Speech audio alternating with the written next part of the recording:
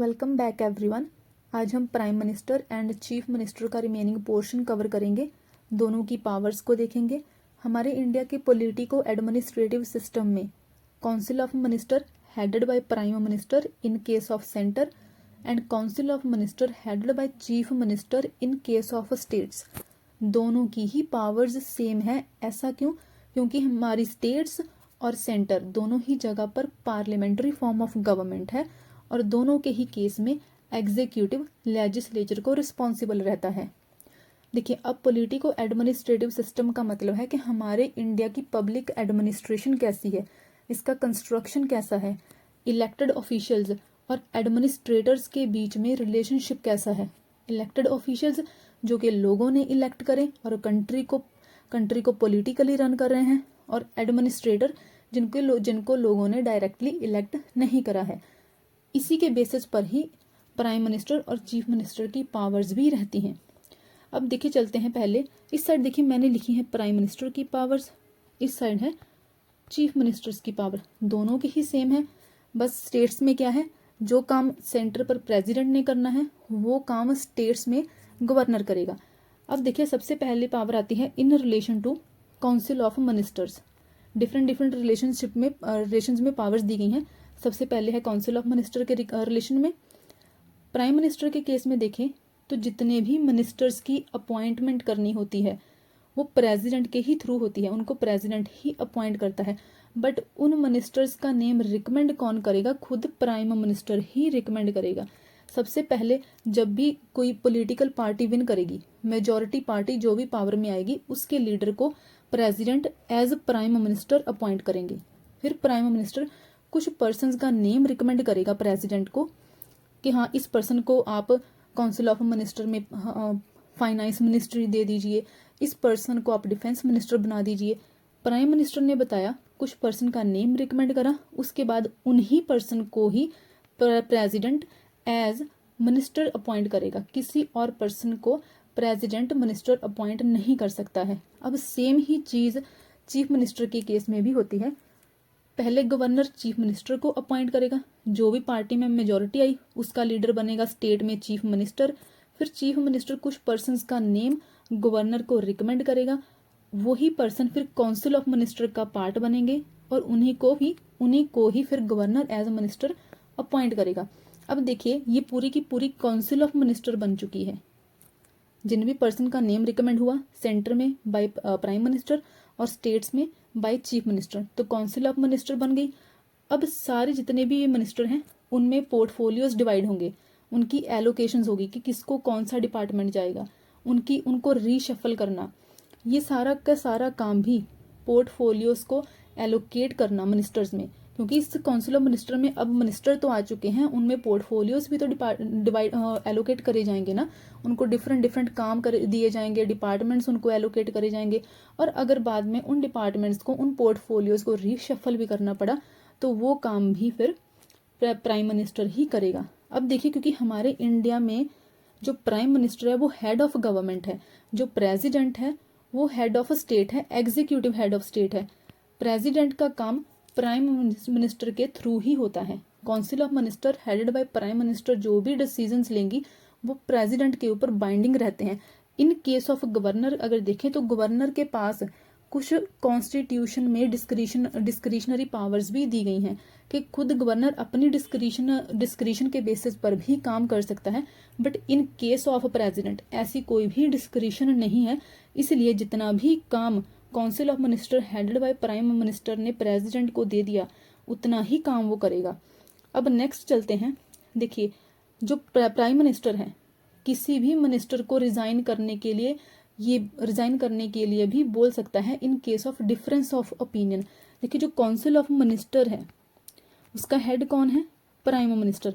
अब prime minister के पास इतनी ज्यादा पावर है कि इस काउंसिल ऑफ मिनिस्टर के सारे डिसीजंस को भी वो इन्फ्लुएंस कर सकता है। और अगर डिफरेंस ऑफ ओपिनियन आता है हेड के बीच में और किसी मिनिस्टर के बीच में, से फाइनेंस मिनिस्टर की किसी ओपिनियन जो है वो प्राइम मिनिस्टर के साथ बहुत ज्यादा क्लैश कर रही है, उस केस में फिर प्राइम मिनिस्टर प्रेसिडेंट को बोल सकता है, एडवाइस दे सकता है कि आप इस पर्टिकुलर मिनिस्टर को रिजाइन करने के लिए बोल दीजिए। तो ये काम भी प्राइम मिनिस्टर के ही थ्रू हो रहा है। अब सेम चीज़ जो होगा वो गवर्नर के केस में भी होगा। स्टेट्स में चीफ मिनिस्टर गवर्नर को बोलेगा कि आप किसी पर्टिकुलर मिनिस्टर को रिजाइन करने के लिए बोल दीजिए, या फिर सिंपल एडवाइस करेगा कि आप इस मिनिस्टर को किसी अपने डिपार्टमेंट से रिमूव कर दीजिए। और वो काम भी किसके थ्रू हो रहा है? चीफ मिनिस्टर के through in case of states. अब देखिए, अगर हेड ये है, अगर स्टेट में हेड प्राइम मिनिस्टर, सेंटर के केस में जो हेड है वो प्राइम मिनिस्टर है, और स्टेट्स के केस में हेड है चीफ मिनिस्टर, तो ऑब्वियसली जितनी भी मीटिंग्स होंगी काउंसिल ऑफ मिनिस्टर की, जितनी भी मीटिंग होगी, चाहे वो सेंटर के केस में हो चाहे फिर वो स्टेट के केस में हो, इन दोनों के ही केस में उनको हेड भी तो फिर उनके हेड ही करेंगे ना। प्राइम मिनिस्टर सेंटर की मीटिंग्स को हेड करेगा, जितनी भी सेंटर और काउंसिल ऑफ मिनिस्टर की मीटिंग्स होंगी उनको प्रिजाइड करेगा। ऐसे ही जो council of minister, state council of minister होगी, उनको हेड करेंगे या फिर उनको प्रिजाइड करेंगे चीफ मिनिस्टर। अब देखिए, ये जो रिजाइन करने वाली सिचुएशन है, एक तो डिफरेंस ऑफ ओपिनियन के केस में भी हो सकती है, बट दूसरी एक सिचुएशन बनती है कि इस प्राइम मिनिस्टर और चीफ मिनिस्टर की अपनी अपनी काउंसिल ऑफ मिनिस्टर के रिस्पेक्टिव में इतनी ज़्यादा पावर हो सकती है कि ये अपने खुद के डिसीजंस को भी उनके ऊपर एनफोर्स कर सकती है। Prime minister and chief minister, they both can enforce their decisions irrespective of the decision of council of minister. ये तो हमने देख लिया कि प्राइम मिनिस्टर अपनी काउंसिल ऑफ मिनिस्टर को हेड करेगा, और ऐसे ही चीफ मिनिस्टर अपनी स्टेट काउंसिल ऑफ मिनिस्टर को हेड करेगा, जितनी भी उसकी मीटिंग्स होंगी उनको प्रिजाइड करेगा।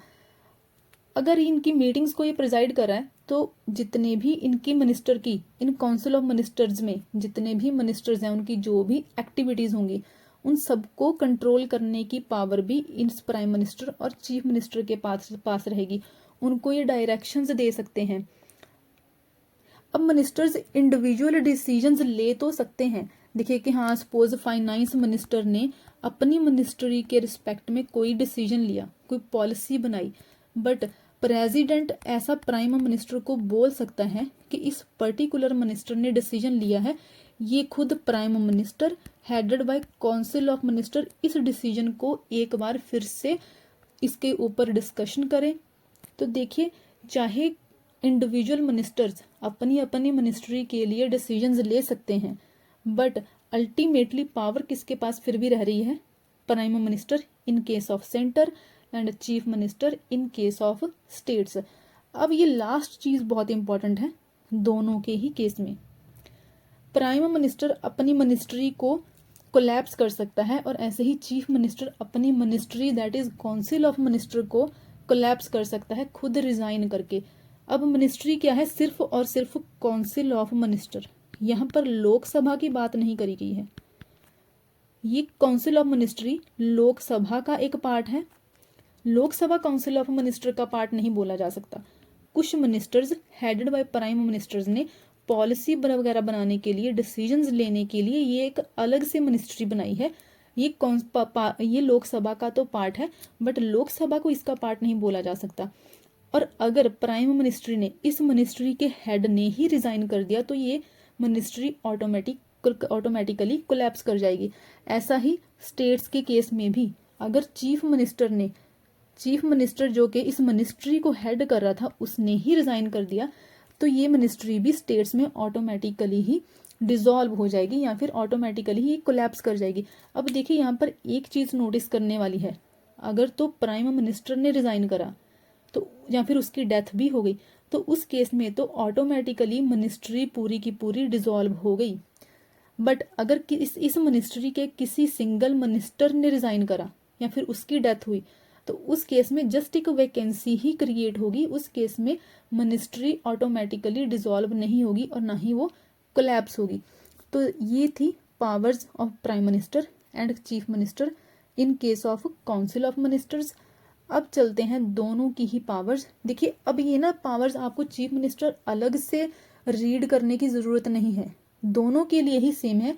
अगर डाउट है मन में तो एक बार आप जाकर रीड भी कर सकते हो, बट ये सेम ही है दोनों के केस में, दोनों के कॉन्सेप्ट्स भी सेम हैं। अब नेक्स्ट पावर देखते हैं, in relation to president in case of centre and in relation to governor in case of states. देखिए, ये जो ना काउंसिल ऑफ मिनिस्टर के रिलेशन में पावर और ये जो प्रेसिडेंट एंड गवर्नर के रिलेशन में पावर, इसको आप आंसर राइटिंग के लिए ऐसे भी यूज़ कर सकते हो कि देखिए अगर आर्टिकल 75 और 78 इन दोनों को आपने आंसर राइटिंग के लिए तब यूज़ करना है अगर प्राइम मिनिस्टर की पावर्स की बात करी हो सेंटर के केस में, एंड आर्टिकल 164 एंड 167 इसको आपने चीफ मिनिस्टर के फंक्शंस के लिए यूज़ करना है आंसर राइटिंग में अगर स्टेट्स की बात करी गई हो। तो अब ये जो हम नेक्स्ट पढ़ने जा रहे हैं प्रेसिडेंट एंड गवर्नर के रिलेशन में, इसको भी आप आंसर राइटिंग में एज इट इज़ यूज़ कर सकते हो, बस कंसेप्चुअल क्लैरिटी रहनी चाहिए। अब सबसे पहले देखिए पावर क्या है इन केस ऑफ, यहाँ पर प्राइम मिनिस्टर और यहाँ पर है चीफ मिनिस्टर।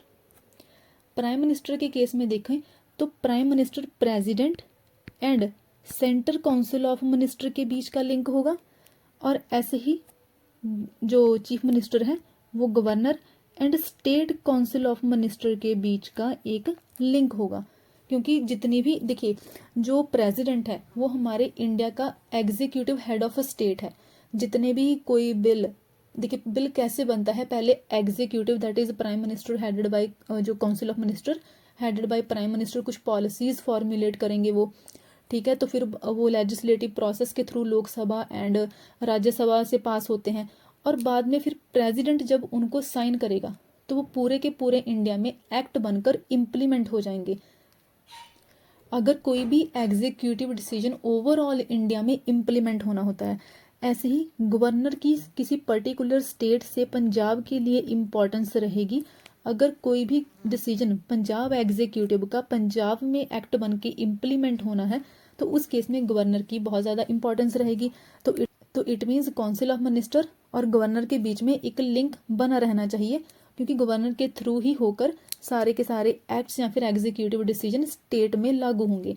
तो सबसे पहला क्या होगा, decisions of council of minister. जितने भी डिसीजंस एक council of minister, central council of minister and state council of minister में लिए गए हैं रिगार्डिंग एडमिनिस्ट्रेशन ऑफ यूनियन, या फिर जितने भी लॉ प्रपोजल्स होंगे, लेजिस्लेशन के जितने भी प्रपोजल्स होंगे, वो सारे के सारे डिसीजंस प्राइम मिनिस्टर प्रेसिडेंट को कम्युनिकेट करेगा। ऐसे ही जो decision state council of minister में लिया गया है स्टेट की एडमिनिस्ट्रेशन के लिए, स्टेट एडमिनिस्ट्रेशन से रिलेटेड जो भी लॉ बनाने हैं, उससे रिलेटेड कोई भी डिसीजन लिया गया है, वो सारे के सारे डिसीजन चीफ मिनिस्टर गवर्नर को कम्युनिकेट करेगा। तो ये रहेगा पहला इसका फंक्शन या फिर पहली पावर। तो अब नेक्स्ट पावर क्या होगी, अब नेक्स्ट पावर भी देखिए इसी से ही रिलेटेड है। ये तो क्या था कि ऑलरेडी काउंसिल ऑफ मिनिस्टर ने डिसीजन ले लिया, सेंटर के केस में वो प्रेसिडेंट को कम्युनिकेट कर दिया गया, और जो स्टेट हैं उनके केस में गवर्नर को कम्युनिकेट कर दिया गया बाय चीफ मिनिस्टर। बट अगर प्रेसिडेंट बोल रहा है कि उसको किसी स्पेसिफिक यूनियन एडमिनिस्ट्रेशन से रिलेटेड कोई स्पेसिफिक इंफॉर्मेशन चाहिए, या फिर कोई लॉ से रिलेटेड किसी लेजिस्लेशन से रिलेटेड कोई स्पेसिफिक इंफॉर्मेशन चाहिए, तो प्राइम मिनिस्टर को वो स्पेसिफिक इंफॉर्मेशन, वो पर्टिकुलर इंफॉर्मेशन प्रेसिडेंट को देनी होगी प्राइम मिनिस्टर को। ऐसे ही अगर गवर्नर ने कहा है कि किसी पर्टिकुलर लेजिस्लेशन से रिलेटेड उसको इन्फॉर्मेशन चाहिए, स्टेट की एडमिनिस्ट्रेशन से रिलेटेड कोई इन्फॉर्मेशन उसको चाहिए, वो पर्टिकुलर इन्फॉर्मेशन गवर्नर को देना भी चीफ मिनिस्टर के लिए इम्पॉर्टेंट होगा। ये इसकी आ गई next power in relation to governor and president. अब देखिए क्या होता है कि हर एक मिनिस्टर अपनी मिनिस्ट्री से रिलेटेड डिसीजंस इंडिविजुअली ले सकता है, और अगर किसी मिनिस्टर ने कोई पॉलिसी बनाई है, फॉर एग्जांपल फाइनेंस मिनिस्टर ने फाइनेंस मिनिस्ट्री से रिलेटेड जितने भी इसके डिपार्टमेंट्स हैं इसके अंडर, उनसे रिलेटेड कोई पॉलिसी बनाई है। अब इस पॉलिसी को बनाया है फाइनेंस मिनिस्टर ने, सेंट्रल काउंसिल ऑफ मिनिस्टर ने इसको डिस्कस नहीं करा था, प्राइम मिनिस्टर ने इसको डिस्कस नहीं करा था, इसको कंसिडर नहीं करा था। तो प्रेसिडेंट बोल सकता है प्राइम मिनिस्टर को कि फाइनेंस मिनिस्टर ने एक पॉलिसी बनाई है, बट काउंसिल ऑफ मिनिस्टर में उसको डिस्कस नहीं करा गया है, काउंसिल ऑफ मिनिस्टर ने उसको कंसिडर नहीं करा है। तो प्राइम मिनिस्टर को बोल सकते हैं प्रेसिडेंट कि काउंसिल ऑफ मिनिस्टर इस पर्टिकुलर डिसीजन को डिस्कस करे एक बार, तभी होगा ये। अगर ये डिसीजन ओवरऑल कंट्री को किसी वे में इम्पैक्ट कर रहा है, जैसे कि मैं फार्मर्स लॉ जितने भी आए थे पहले, जितनी भी फार्मर लेजिस्लेशन आई थी, उनकी मैं हमेशा एग्जांपल्स देती हूँ। अगर ये पर्टिकुलर किसी मिनिस्ट्री ने बनाए होते, तो वो मिनिस्ट्री के डिसीजंस अगर council of minister, prime minister headed bye council of minister ने अगर डिस्कस नहीं करे होते तो प्रेसिडेंट इनको बोल सकता था कि हाँ ये लॉ बन चुके हैं, बट ये पूरी की पूरी कंट्री को इम्पैक्ट कर रहे हैं। जैसे कि फार्मर लॉ हमारे इंडिया के ऑलमोस्ट सारी स्टेट्स को इम्पैक्ट कर रहे थे। तो प्रेसिडेंट इस काउंसिल ऑफ मिनिस्टर को, प्राइम मिनिस्टर को बोल सकते हैं कि काउंसिल ऑफ मिनिस्टर में ये डिसीजंस एक बार कंसिडर करे जाएं। ऐसे ही स्टेट्स के केस में भी चीफ मिनिस्टर गवर्नर जो है वो चीफ मिनिस्टर को बोल सकते हैं कि काउंसिल ऑफ मिनिस्टर में एक बार जो स्टेट के रिगार्डिंग जो भी डिसीजन लिया गया है किसी पर्टिकुलर मिनिस्टर ने, वो डिसीजन एक बार पूरी की पूरी काउंसिल में भी कंसिडर करा जाए। अब दूसरा है, देखिए यूनियन में ओवरऑल इंडिया के लिए भी कुछ अपॉइंटमेंट्स होती हैं और ऐसे ही स्टेट्स में इंडिविजुअली भी अपॉइंटमेंट होती हैं। प्रेसिडेंट जितनी भी अपॉइंटमेंट्स यूनियन से रिलेटेड करता है, जैसे कि यूपीएससी के मेंबर्स हो गए, कैग हो गया, auditor general of India, controller and auditor general of India, ऐसे election commissioner, chief election commissioner हो गया, फाइनेंस कमीशन हो गया, इन सब की जो अपॉइंटमेंट करना होता है ये प्रेसिडेंट का काम है। बट बैक एंड में पावर कौन है? Council of minister headed by prime minister. यही प्रेसिडेंट के डिसीजंस को इन्फ्लुएंस करते हैं अपॉइंटमेंट के केस में भी। हमारे इंडिया में एक कैबिनेट कमेटी ऑफ अपॉइंटमेंट रहती है, कैबिनेट कमेटी ऑफ अपॉइंटमेंट। सारे के सारे डिसीजंस इस कैबिनेट कमेटी में लिए जाते हैं, फिर बाद में वो प्रेसिडेंट को बताए जाते हैं और प्रेसिडेंट उन्हीं लोगों को ही फिर यूनियन जो जितने भी यूनियन लेवल की पोस्ट होती हैं उनके ऊपर अपॉइंट कर देता है। ऐसे ही गवर्नर का स्टेट के रिस्पेक्ट में देखें तो जैसे कि स्टेट पब्लिक सर्विस कमीशन हो गया, इन सबको अपॉइंट करने का काम किसका रहेगा? गवर्नर का। बट बैक एंड पर कौन है? चीफ मिनिस्टर एंड उसकी काउंसिल ऑफ मिनिस्टर। तो ये रिलेशन थे प्रेसिडेंट के रिस्पेक्ट में एंड गवर्नर के रिस्पेक्ट में इन केस ऑफ चीफ मिनिस्टर। अब चलते हैं पार्लियामेंट के रिलेशन में कैसी पावर है इनकी, और जो चीफ मिनिस्टर है उसकी स्टेट लेजिस्लेटिव असेंबली के रिस्पेक्ट में कैसी पावर्स हैं। देखिए जो प्राइम मिनिस्टर होता है वो हेड ऑफ गवर्नमेंट रहता है, ऐसे ही जो चीफ मिनिस्टर होगा वो हेड ऑफ गवर्नमेंट होगा, but in case of states तो दोनों की इस केस में भी पावर्स अब सेम ही रहेंगी। Just a second, okay. देखिए प्रेसिडेंट का काम होता है हाउस को समन करना, प्रोरोग करना। ऐसे ही गवर्नर स्टेट्स के केस में हाउस को समन करेगा, प्रोरोग करेगा और उसको डिसॉल्व भी कर सकता है। बट सेंटर के केस में ये किसके थ्रू हो रहा है? प्राइम मिनिस्टर के थ्रू, क्योंकि उसकी ही तो गवर्नमेंट है ना, उसकी पार्टी पावर में आई थी, लोकसभा में उसकी पार्टी पावर में आई थी और उस पार्टी का लीडर फिर प्राइम मिनिस्टर बना। अब ये प्राइम मिनिस्टर ही प्रेसिडेंट के डिसीजंस को इन्फ्लुएंस कर रहा है। ऐसे ही जो भी चीफ मिनिस्टर स्टेट में बना था उसको भी लोगों ने ही इलेक्ट करा था, ठीक है, तो उसकी पावर्स भी लोअर हाउस के थ्रू ही आ रही है। तो अब वो भी अपने लोअर हाउस का ही लीडर है, अपनी पार्टी का लीडर है, तो वो जो चीफ मिनिस्टर होगा फिर वो गवर्नर के डिसीजंस को इन्फ्लुएंस करेगा। गवर्नर और प्रेसिडेंट डिसीजंस कौन से ले रहे हैं? हाउस को समन करना। समन करने का मतलब होता है, देखिए हमारे जो पार्लियामेंट होता है उसके 3 सेशंस रहते हैं, बजट सेशन, विंटर सेशन, ऐसे एक मानसून सेशन।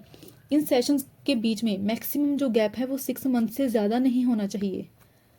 इनकी मीटिंग्स को बुलाना, हाउस की मीटिंग्स को बुलाने को ही सम्मन करना कह देते हैं।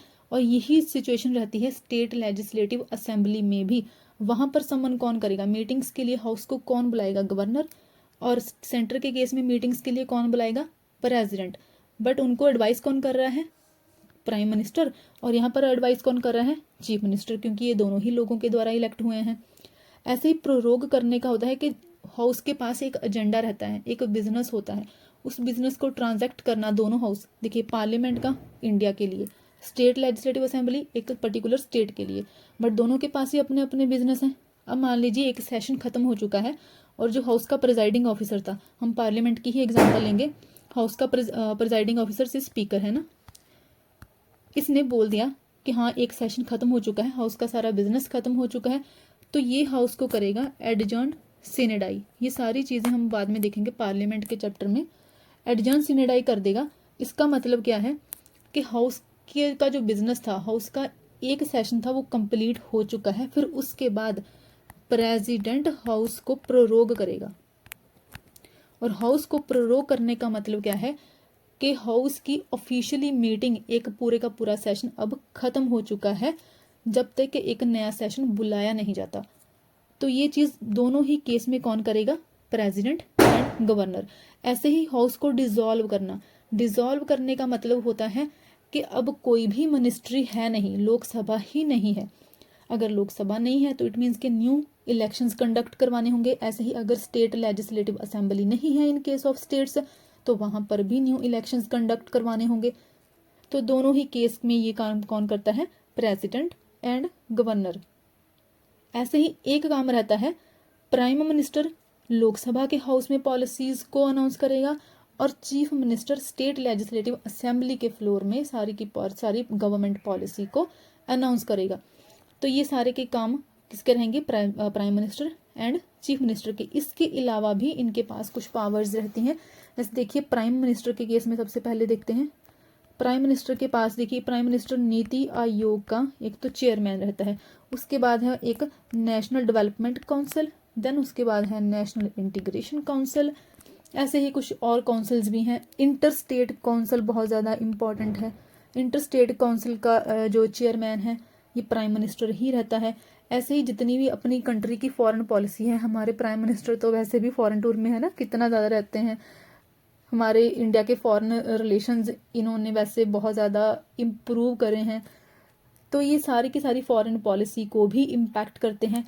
ये चीफ स्पोक्समैन होते हैं यूनियन गवर्नमेंट के। जितनी भी हाउस में हमने देखा पहले के हाउस में जितनी भी गवर्नमेंट पॉलिसीज अनाउंस करनी है वो कौन करेंगे, प्राइम मिनिस्टर ही करेंगे। तो ये सारी की जितनी भी अनाउंसमेंट्स होती हैं उनके लिए ये चीफ स्पोक्समैन है। ऐसे ही क्राइसिस मैनेजर इन चीफ भी हैं। ये इमरजेंसी जैसी अगर कोई सिचुएशन हो इंडिया में, नेशनल डिजास्टर जैसी कोई सिचुएशन हो, नेचुरल डिजास्टर आ गया, पूरी कंट्री को कोई ऐसी सिचुएशन है जो पूरी कंट्री को इम्पैक्ट कर रही है, तो उसके लिए क्राइसिस मैनेजर इन चीफ रहेंगे। ऐसे ही डिफरेंट डिफरेंट लोगों से मिलना, डिफरेंट वॉक ऑफ पीपल से मिलना, ये प्राइम मिनिस्टर का काम है। ये अपनी पार्टी के लीडर तो हैं ही, जो पार्टी पावर में है, पार्टी जो भी लोकसभा है उसके लीडर हैं, जो पार्टी विन करी है ये उसके लीडर तो ऑटोमेटिकली हैं। ऐसे ही ये पॉलिटिकल हेड ऑफ सर्विसेज भी हैं। जितनी भी हमारी इंडिया में एग्जीक्यूटिव को डायरेक्शंस देनी होती हैं वो सारी प्राइम मिनिस्टर के थ्रू ही आ जाती हैं। ऑर्डर्स देने होते हैं, ये अपने काउंसिल के डिसीजंस को इन्फ्लुएंस करते हैं, उनको डायरेक्टिव्स भी देते हैं, उनको गाइड करते हैं। ऑल्दो जितने भी देखिए एग्जीक्यूटिव डिसीजंस हैं उनको साइन करा जाता है थ्रू प्रेसिडेंट, प्रेसिडेंट ही उनको साइन करते हैं, बट जो अल्टीमेट पावर रहती है वो प्राइम मिनिस्टर के पास ही रहती है। अब यही सारी चीज़ें, बस कुछ चीज़ों को छोड़कर ये सेम ही चीज़ें चीफ मिनिस्टर के केस में भी है। चीफ मिनिस्टर हैं वो स्टेट प्लानिंग बोर्ड के चेयरमैन रहेंगे। ऐसे ही जोनल काउंसिल, देखिए ये zonal council, inter state council, ये सब हमने बहुत डिटेल में कवर कर लिया है। जोनल काउंसिल के वाइस चेयरमैन जो होंगे वो भी डिफरेंट डिफरेंट स्टेट्स के ही रहेंगे, चीफ मिनिस्टर्स। अब इस जोनल काउंसिल का हमें एक चीज़ याद रखनी है अब यहीं पर ही, कि जोनल काउंसिल का हेड कौन होगा, तो यूनियन होम मिनिस्टर।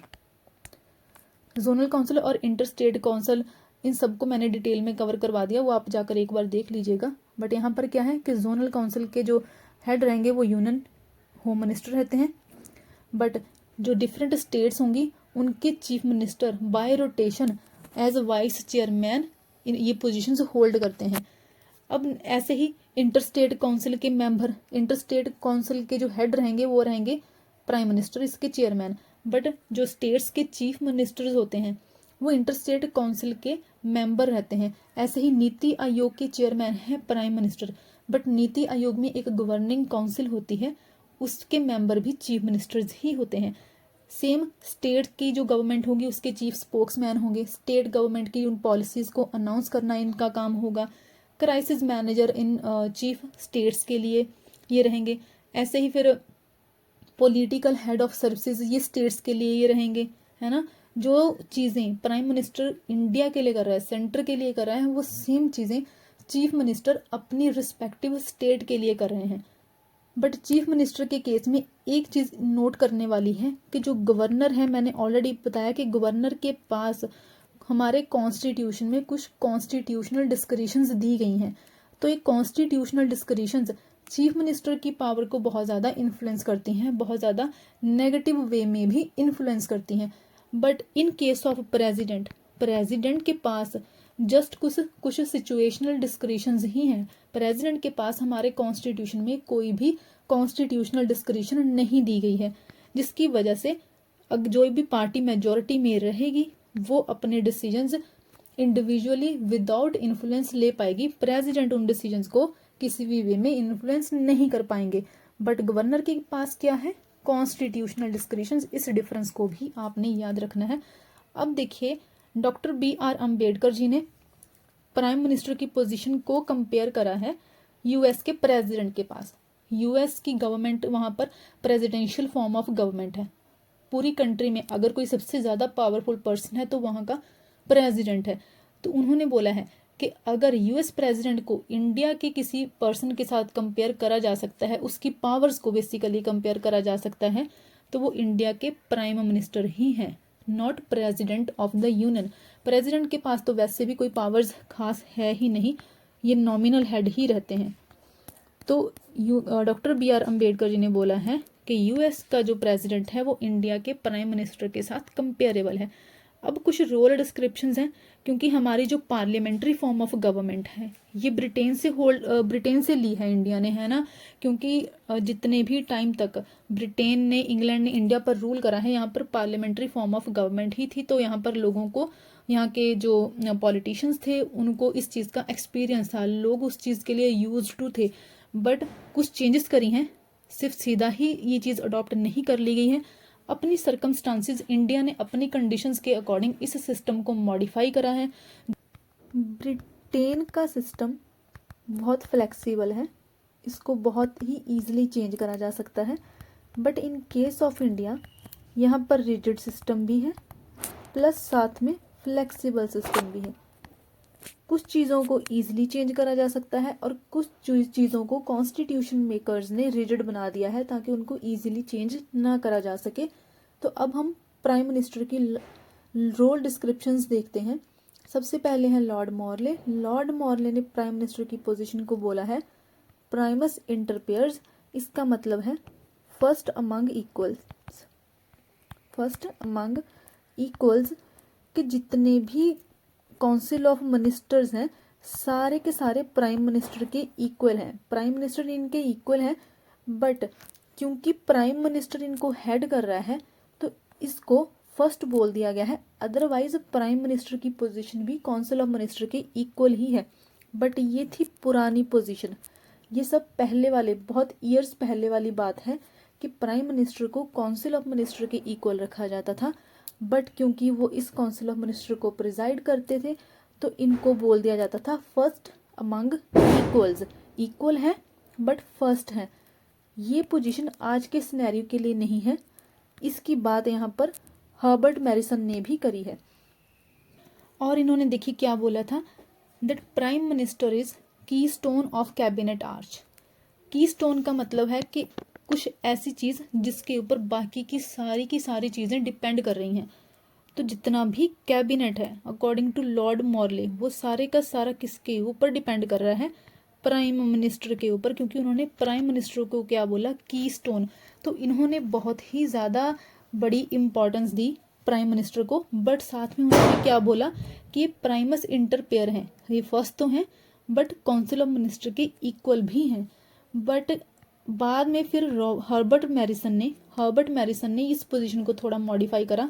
उन्होंने कहा कि yes, as head of government prime minister is primus inter pares. But ये बहुत ही ज़्यादा मॉडेस्ट एप्रिसिएशन है प्राइम मिनिस्टर की पोजीशन की, क्योंकि आज के टाइम में ये मॉडेस्ट डेफिनेशन ही तो हुई ना कि प्राइम मिनिस्टर को ऑलमोस्ट काउंसिल ऑफ मिनिस्टर के इक्वल रख दिया लॉर्ड मॉर्ले ने। फर्स्ट अमंग इक्वल्स है ना, बस पोजीशन के बेस पर इसको बोल दिया क्योंकि ये हेड कर रहे हैं तो ये फर्स्ट हैं। बट ये तो बहुत ही ज़्यादा मॉडेस्ट डेफिनेशन है, क्योंकि आज के टाइम पर ये चीज़ एप्लीकेबल नहीं है। प्राइम मिनिस्टर के पास बहुत ही ज़्यादा पावर है, एक्सट्रीम पावर है, और इस काउंसिल ऑफ मिनिस्टर के डिसीजंस को ये बहुत ही ज़्यादा इम्पैक्ट करते हैं, बहुत ही ज़्यादा इन्फ्लुएंस करते हैं।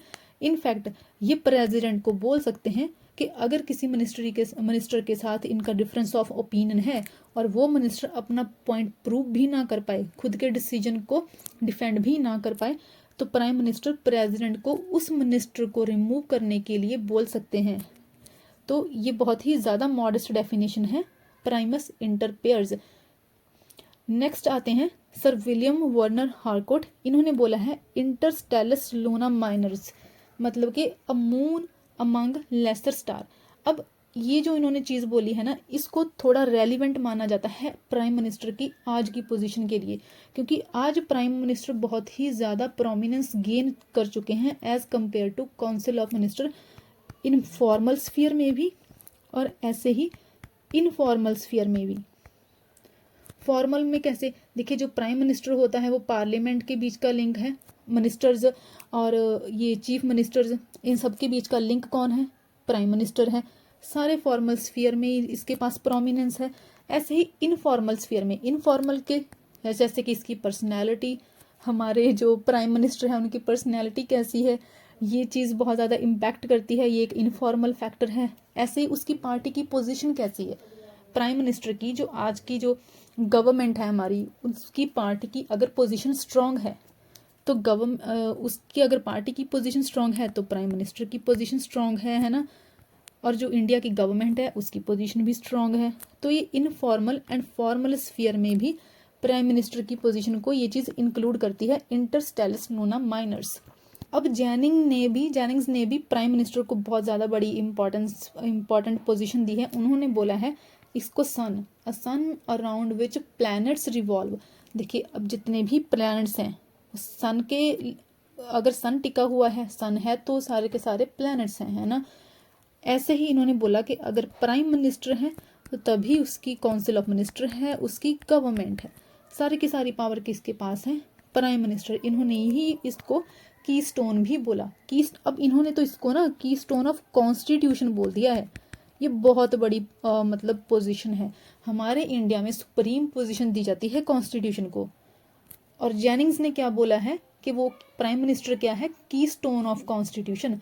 जितने भी all the roads in the constitution lead to prime minister. सारी की सारी जो पावर है अल्टीमेटली आके प्राइम मिनिस्टर में ही समा जाती है। उसके बाद है H.J. लस्की। इन्होंने बोल दिया है प्राइम मिनिस्टर कि वो सेंट्रल है टू द कैबिनेट फॉर्मेशन, इसकी लाइफ और इसकी डेथ। कैबिनेट की डेथ, कैबिनेट की लाइफ, इसकी फॉर्मेशन सब किस पे डिपेंड करती है, प्राइम मिनिस्टर के ऊपर ही। ये हमें पता ही है। जो भी काउंसिल ऑफ मिनिस्टर होंगे वो एक टीम के जैसे काम करते हैं, they all sink and swim together. तो ये जो जिन्होंने ये जो H.J. लस्की हैं, जो भी इन्होंने चीज़ बोली है ये बिल्कुल ही प्राइम मिनिस्टर के लिए रेलिवेंट है। अब नेक्स्ट है H.R.G. ग्रीव्स। देखिए ये ना सारी चीज़ें आप इनको इग्नोर मत करिएगा कि हाँ ठीक है इन्होंने कुछ बोल दिया है, इन्होंने कुछ बोल दिया है तो हम ठीक है छोड़कर चले जाते हैं। ये चीज़ें इंपॉर्टेंट हैं, आंसर राइटिंग के लिए भी इम्पॉर्टेंट है और ऐसे ही वनडे एग्जाम के लिए कहीं से भी उठाकर ना वो पूछ सकते हैं कि ये चीज़ किसने बोली है। तो एक दो बार रिवाइज करिए, बट चीज़ों को समझ कर रिवाइज करिए। आप अगर सीधा ही क्रैम करोगे, रट्टा लगाओगे तो चीज़ें भूल जाएंगी। नेक्स्ट आप मूव ऑन करते जाओगे और जो पीछे पड़ा होगा वो भूल जाएगा। बट अगर चीज़ों को समझ कर चलोगे तब चीज़ें, अगर क्रैम भी करोगे, समझ कर भी क्रैम करोगे तब वो भूलेंगे नहीं। तो ये सारे के सारे इंपॉर्टेंट हैं। अब देखिए जो H.R. ग्रीव्स हैं उन्होंने क्या बोला है कि prime minister master of government है। उन्होंने गवर्नमेंट का मास्टर ही प्राइम मिनिस्टर को बोला है। हमारे इंडिया में गवर्नमेंट का हेड कौन है, प्राइम मिनिस्टर। ऑल्दो ये सारे ब्रिटेन से रिलेटेड हैं बट ये हमारे इंडिया से भी रिलेटेड हैं, क्योंकि ब्रिटेन से ही तो हमने पार्लियामेंट्री सिस्टम अडॉप्ट करा है ना। ऐसे ही जो मुनरो हैं, मुनरो ने उन्होंने एक शिप के साथ उनको कंपेयर करा है कि जो शिप का कैप्टन होगा वैसे ही वो उस जो हमारी गवर्नमेंट है उसका कैप्टन कौन है, प्राइम मिनिस्टर। लास्ट राम से म्यूर, इन्होंने जो शिप का एक स्टीयरिंग व्हील होता है उस स्टीयरिंग व्हील के साथ इनको कंपेयर करा है कि उस स्टीयरिंग व्हील को चला कौन रहा है, एक स्टीयर्समैन, और वो कौन है, प्राइम मिनिस्टर। हमारी इंडिया की गवर्नमेंट के लिए एक स्टीयर्समैन कौन है, प्राइम मिनिस्टर। जिधर भी ये इसको लेके जाएंगे उधर की साइड ही ये शिप टर्न कर जाएगी। तो इन्होंने एक स्टीयरिंग व्हील के साथ, शिप के स्टीयरिंग व्हील के साथ इसको कंपेयर करा है प्राइम मिनिस्टर को। तो ये सारी की सारी कुछ रोल डिस्क्रिप्शंस थी। चीफ मिनिस्टर की लक्ष्मीकांत में ऐसा कोई डिस्क्रिप्शंस दी नहीं गई हैं, वैसे भी इंडिया का ही ओवरऑल इंपॉर्टेंट है। इसके साथ ही ना नेक्स्ट लक्ष्मीकांत में प्राइम मिनिस्टर की और प्रेसिडेंट के रिलेशन में कुछ आर्टिकल्स दिए हैं, बट वो एक तो आर्टिकल हमने ऑलरेडी कवर कर ही लिया है, आर्टिकल 78 सेम ही है कि हाँ प्राइम मिनिस्टर की ड्यूटी क्या है विद रिस्पेक्ट टू प्रेसिडेंट। ये तो आर्टिकल एक 78 सेम है। ऐसे ही जो हमने गवर्नर के रिलेशन में पावर देखी थी अंडर आर्टिकल 167, वो भी सेम है चीफ मिनिस्टर और गवर्नर के रिलेशन के लिए। तो सेम चीज़ पर टाइम स्पेंड नहीं करना चाहिए। किसी और सब्जेक्ट के ऊपर वो चीज़ कर सकते हैं ना, हम टाइम स्पेंड कर सकते हैं। कुछ आर्टिकल जो नहीं कवर करे थे इसमें, आर्टिकल 74 क्या कहता है कि एक प्राइम मिनिस्टर होने चाहिए, there shall be a council of minister headed by prime minister, और वो council of minister headed by prime minister ही प्रेसिडेंट को एडवाइस करेगी, और उसी एडवाइस के बेसिस पर ही सारे के सारे काम करेंगे प्रेसिडेंट। अब इससे रिलेटेड ना 2 अमेंडमेंट्स इंपॉर्टेंट हैं, 42 एंड 44। 42 ने क्या कहा था कि जो भी डिसीजंस, जो भी advice council of minister headed bye minister ने प्रेसिडेंट को दी है, उस एडवाइस को प्रेसिडेंट को मानना ही होगा। जो 44 अमेंडमेंट आई थी उसने कहा था कि अगर जो मान लीजिए कि first time council of minister ने प्रेसिडेंट को कोई एडवाइस दी, तो प्रेसिडेंट इस 44 अमेंडमेंट के according president council of minister को उस एडवाइस को रिकंसिडर करने के लिए बोल सकते हैं। बट अगर अगेन इस काउंसिल ऑफ मिनिस्टर ने सेम ही एडवाइस प्रेसिडेंट को दी, तो सेकंड टाइम जो एडवाइस दी गई है वो प्रेसिडेंट के ऊपर बाइंडिंग है। मतलब कि एक बार तो प्रेसिडेंट एडवाइस को रिकंसिडर करने के लिए बोल सकते हैं, बट जो रिकंसिडर्ड एडवाइस फिर से काउंसिल ऑफ मिनिस्टर ने दी है, सेकंड टाइम अब प्रेसिडेंट नहीं बोलेंगे, सेकंड टाइम उनको वो एडवाइस माननी ही पड़ेगी। और वैसे भी हमारे जो बेयर एक्ट हैं, अगर आप देखें कहीं भी अगर शैल वर्ड यूज हुआ है तो उसका मतलब है कि वो एक कंपल्सरी कंडीशन है पॉलिटी के लिए। जैसे कि यहाँ पर भी अगर आर्टिकल 74 का लिखें तो बोला गया है there shall be a council of minister headed by prime minister, जो कि प्रेसिडेंट को एड एंड एडवाइस देगी। ऐसे ही है चीफ मिनिस्टर एंड गवर्नर का भी आर्टिकल है 163, चीफ मिनिस्टर और गवर्नर के रिलेशन में। चीफ मिनिस्टर और इसकी काउंसिल ऑफ मिनिस्टर ये एडवाइस करेंगे गवर्नर को, और उस एडवाइस के अकॉर्डिंग काम करना ही गवर्नर उस एडवाइस के अकॉर्डिंग ही काम करेंगे। बट गवर्नर के पास क्या है, कॉन्स्टिट्यूशनल डिस्क्रिशन भी है गवर्नर के पास। तो गवर्नर कभी कभी उस कॉन्स्टिट्यूशनल डिस्क्रिशन के अकॉर्डिंग काम करते हैं, इसीलिए ही गवर्नर और चीफ मिनिस्टर के बीच में क्लैशेस भी आते हैं। नेक्स्ट है आर्टिकल 75 प्राइम मिनिस्टर और प्रेसिडेंट के लिए। 75 बात करते हैं अपॉइंट करने की। देखिए ये हमने ना पहले ही देखा था, ये जो हमने पहले देखा ये वाली भी सेम सिचुएशन है, सेम ही चीज़ है कि जो प्राइम मिनिस्टर है उनको अपॉइंट करते हैं प्रेसिडेंट। बाद में फिर प्राइम मिनिस्टर कुछ पर्सन्स का नेम रिकमेंड करेंगे प्रेसिडेंट को, और प्रेसिडेंट उन पर्सन्स को फिर मिनिस्टर अपॉइंट करेगा। 164 सेम सिचुएशन अंडर आर्टिकल 164 है स्टेट्स के लिए, कि चीफ मिनिस्टर को पहले गवर्नर अपॉइंट करेगा, फिर चीफ मिनिस्टर खुद कुछ पर्सन्स का नाम रिकमेंड करेगा गवर्नर को, और गवर्नर उन पर्सन्स को स्टेट काउंसिल ऑफ मिनिस्टर के लिए एज मिनिस्टर अपॉइंट करेगा। दूसरा क्लॉज है आर्टिकल 75 का कि जितने भी ये मिनिस्टर्स होंगे वो they hold office during the pleasure of president. यहाँ पर बात करी गई है प्लेजर ऑफ प्रेसिडेंट की। किसी एक मिनिस्टर को भी प्रेसिडेंट रिमूव कर सकता है कि वो तब तक ऑफिस होल्ड करेंगे जब तक प्रेसिडेंट की विल होगी। ऑल्दो ये बिल वैसे प्रेसिडेंट की होती नहीं है, वो उसमें प्राइम मिनिस्टर की बैकिंग रहती है, but yes they all the ministers hold office during the pleasure of president. अब इस प्लेजर का मतलब क्या है, इंडिविजुअल रिस्पॉन्सिबिलिटी। ये क्या है कि चाहे काउंसिल ऑफ मिनिस्टर का लोकसभा में कॉन्फिडेंस है, काउंसिल ऑफ मिनिस्टर लोकसभा में अभी भी कॉन्फिडेंस कमांड कर रहा है, इसके लोकसभा में इसके अगेंस्ट कोई भी नो कॉन्फिडेंस मोशन पास नहीं करी गई है, अभी भी इसके पास मेजॉरिटी है, तब भी प्रेसिडेंट किसी पर्टिकुलर मिनिस्टर को रिमूव कर सकता है। तो ये होती है इंडिविजुअल रिस्पॉन्सिबिलिटी। ऐसे ही आर्टिकल 75 में बात करी गई है कलेक्टिव रिस्पॉन्सिबिलिटी की भी। जो इंडिविजुअल रिस्पॉन्सिबिलिटी थी वो किसी एक मिनिस्टर के लिए थी कि हाँ काउंसिल ऑफ मिनिस्टर के पास अभी भी मेजॉरिटी है लोकसभा में, बट मेजॉरिटी के होते हुए भी किसी एक मिनिस्टर को रिमूव कर दिया गया बाय प्रेसिडेंट। और जो कलेक्टिव रिस्पॉन्सिबिलिटी है वो कंप्लीट काउंसिल ऑफ मिनिस्टर की बात करती है। अगर लोकसभा में इसके अगेंस्ट नो कॉन्फिडेंस मोशन को पास कर दिया गया तो इस पूरी की पूरी मिनिस्ट्री को ही रिजाइन करना पड़ेगा। They all swim and sink together. और सेम ही चीज़ें रेप्लिकेट होती हैं स्टेट्स में भी। तो स्टेट में अलग से पढ़ने की ज़रूरत नहीं है, बस आर्टिकल डिफरेंट है। स्टेट के लिए ये सारी की सारी चीज़ें कहाँ पर हो रही हैं, अंडर आर्टिकल 164। अब एक लास्ट आर्टिकल है आर्टिकल 78, जो कि डिसीजंस की बात करता है कि सारे के सारे डिसीजंस कैसे प्राइम मिनिस्टर जो है वो प्रेसिडेंट को कम्युनिकेट करते हैं। ये सारी चीज़ें हमने यहाँ पर देखी थी, अभी देखी थी, हाँ, ये आर्टिकल 78। सारी की सारी चीज़ें सेम है, तो बार बार क्या रिपीट करना है ना। ऐसे ही 167 के अंडर काउंसिल ऑफ मिनिस्टर और गवर्नर के बीच में कैसा कम्युनिकेशन रहेगा, कौन कम्युनिकेट करेगा डिसीजंस को, चीफ मिनिस्टर। ये भी रिलेशनशिप सेम ही है, सारी चीज़ें सेम है। अब नेक्स्ट लक्ष्मीकांत में कुछ मिनिस्टर्स का दिया गया है, chief ministers who became prime minister. ये बिल्कुल भी इंपॉर्टेंट नहीं है, एटलीस्ट यूपीएससी प्रीलिम्स और स्टेट सर्विसेज के लिए बिल्कुल भी इंपॉर्टेंट नहीं है, बट वन डे एग्जाम के लिए मे भी इम्पॉर्टेंट हो, आता हो किसी एग्जाम में, तो एक बार जस्ट रीड आउट कर दीजिएगा, इस चीज़ को रीड कर लीजिएगा। इसके अलावा मैं आपको ना कुछ फैक्ट्स बताऊंगी जो मैंने स्टेट सर्विसेज में देखे थे, खुद मैं ट्राई कर रही थी स्टेट सर्विसेज के कुछ क्वेश्चंस, तो उनमें मैंने ये देखे थे।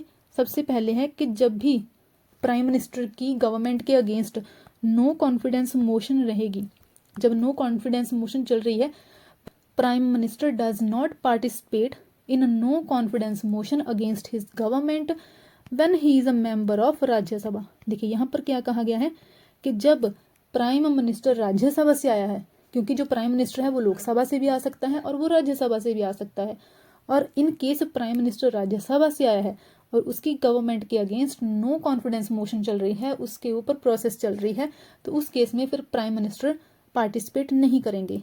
अब एक फैक्ट और है मोरारजी देसाई के ऊपर, ये भी आप याद रख लीजिएगा। ये मैंने ना स्टेट सर्विसेज के किसी पेपर में देखे थे, I don't remember right now, but yes ये इंपॉर्टेंट है, आप याद रख लीजिएगा।